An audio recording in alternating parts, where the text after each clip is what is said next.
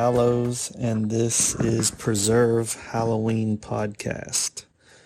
So, we're about a month away from Halloween. Today is September 22nd. It is the first day of fall, and people are losing their collective minds. I guess it's just that time of the year that everybody waits for, or a lot of people wait for, especially those that love Halloween. The weather starts to change. For some of us, where I live, it's still pretty hot. We'll eventually get cooler weather, but it takes a little bit longer.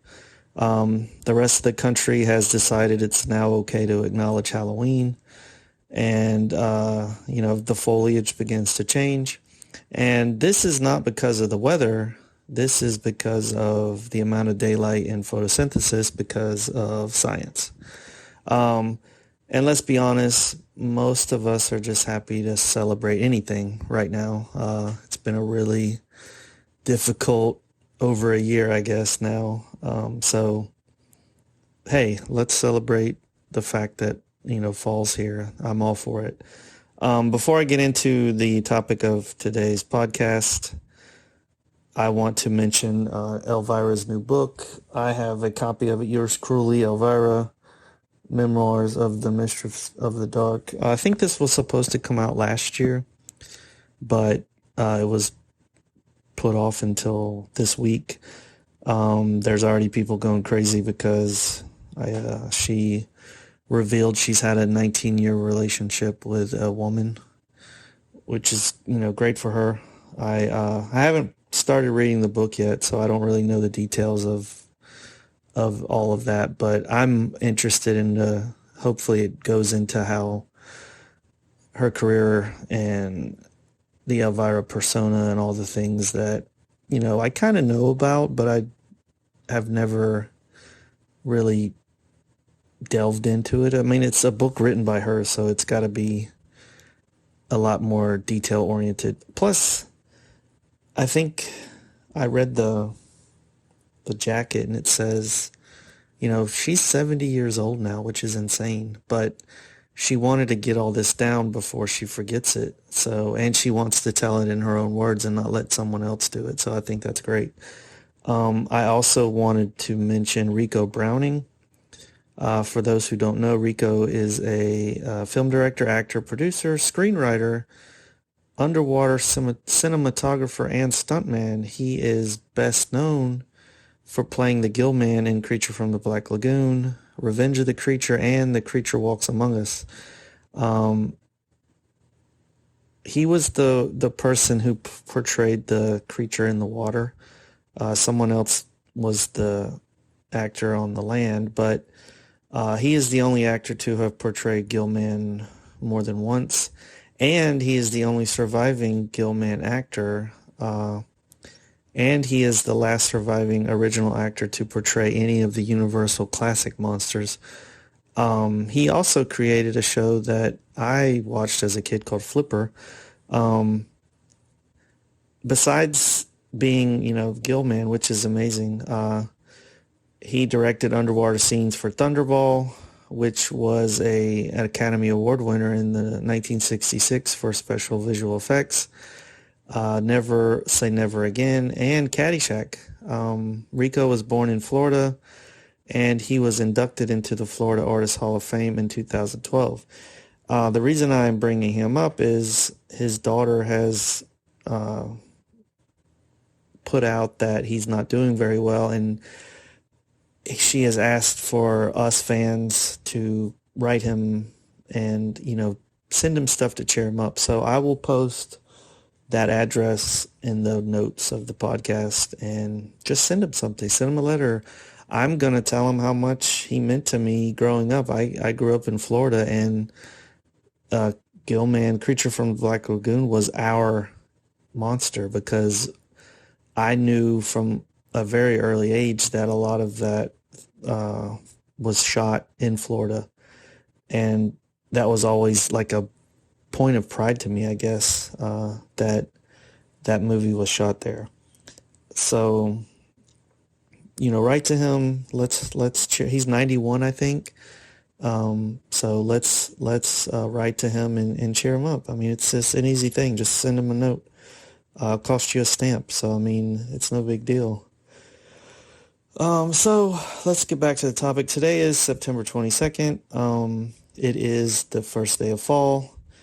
As I like to do often, I was reading the Old Farmer's Almanac about facts and folklore related to the fall equinox, and I found some interesting information. I also deep dove into Wikipedia, which is another thing I often do, and I found some other facts about this day that have nothing to do with fall equinox, but just September 22nd in general. So, according to the Old Farmer's Almanac website, in 2021, the autumnal equinox, also called the September equinox or fall equinox, arrives on Wednesday, September 22nd, which is the day I'm recording this. This date marks the start of fall in the northern hemisphere and spring in the southern hemisphere. During the equinox, the sun crosses what we call the celestial equator, an imaginary extension of Earth's equator line into space. The equinox occurs precisely when the sun's center passes through this line, and when the sun crosses the equator from north to south, this marks the autumnal equinox, and when it crosses from south to north, that marks the vernal equinox. So after the autumnal equinox, days become shorter than nights as the sun continues to rise later and nightfall arrives earlier. And I get sleepier at like 4 o'clock in the afternoon. This ends with the December solstice, and the days will start to grow longer once again. Fun fact, based on the astronomical definition of seasons, the autumnal equinox does mark the first day of fall, of course in the northern hemisphere, but according to meteorological definitions of the seasons, this is based on temperature cycles and the Gregorian calendar, the first day of fall was actually September 1st. So, I guess it depends on which one of these you believe. The fall equinox has been a day of celebration for culture since ancient days. People track the transition of the earth and its journey around the sun. There are a few historical monuments that are very much tied to this. Machu Picchu in Peru, there is an ancient stone monument called Ituatana. I'm sure I butchered that. This means the hitching post of the sun, and it serves as a solar clock to mark the dates of the equinoxes and solstices. In Mexico, the Mayans built a giant pyramid called Chichen Itza on the equinoxes. It looks like a snake made of light slithers down the pyramid steps. That's got to be really cool to see. In England, Stonehenge was built with equinoxes and solstices in mind.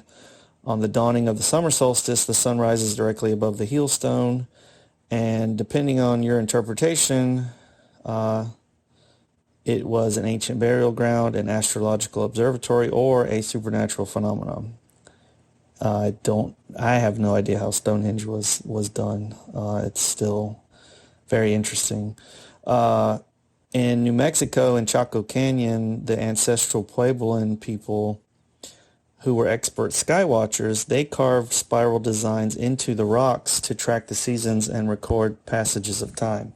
So they basically carved their own calendars into the rocks. Around 3200 BC, ancient people in Ireland built a huge mound of dirt and surrounded it with stones that is called Newgrange today. And for 5 days around the winter solstice, a beam of sunlight illuminates a small room inside the mound for about 17 minutes. And this room can only hold 20 people. So every year, thousands will enter a lottery to hope that they win to be one of the people that are allowed to enter.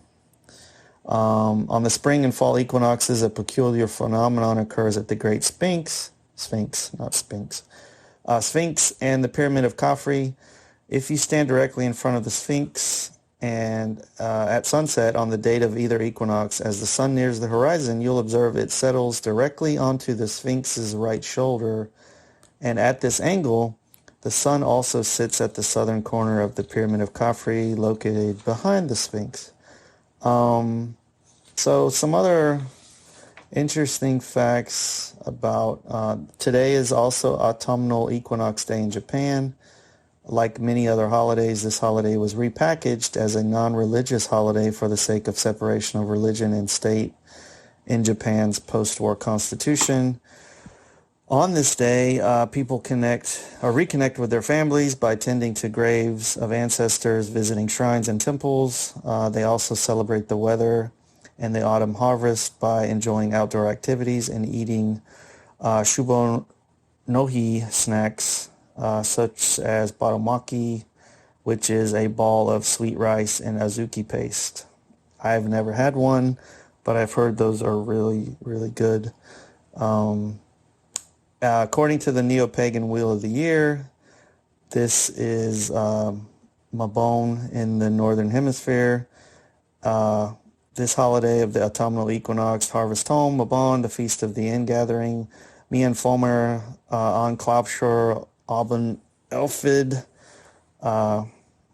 This is a modern pagan ritual of thanksgiving for the fruits of the earth and a recognition of the need to share them to secure the blessings of the goddess and the gods during the coming winter months. This name, Mabon, I'm sure I apologize for how I butcher a lot of this stuff, but hopefully you know what I'm talking about. Mabon.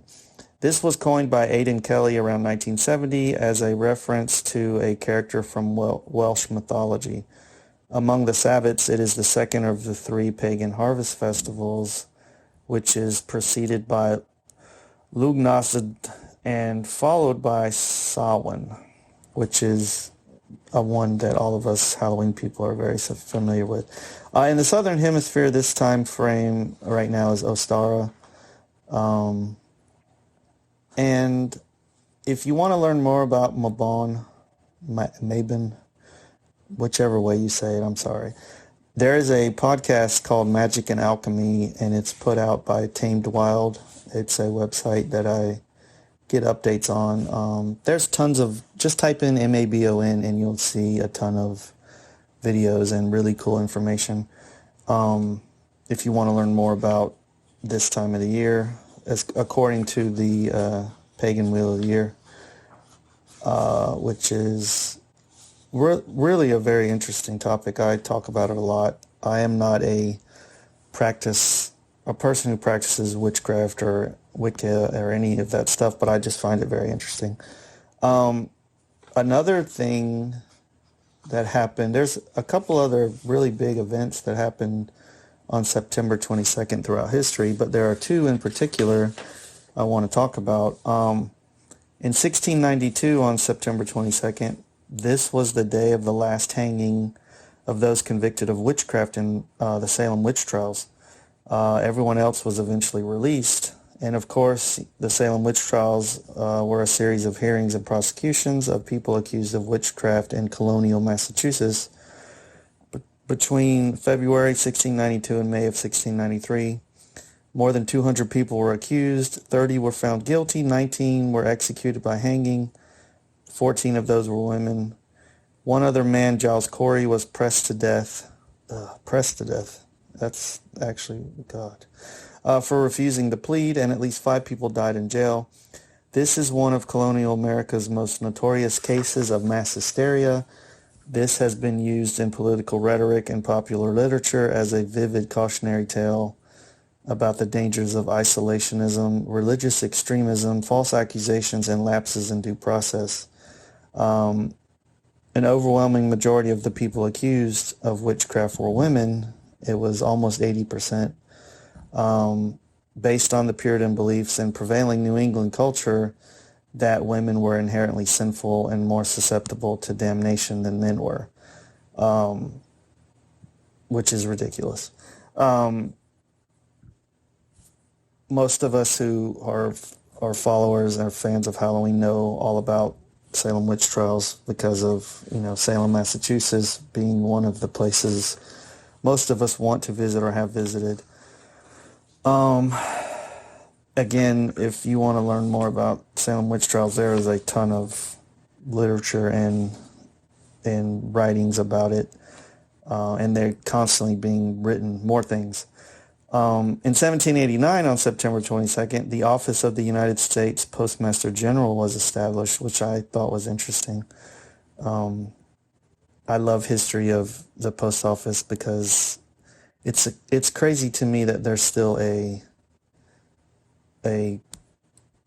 business or a government entity that will mail something anywhere in the world for a fee.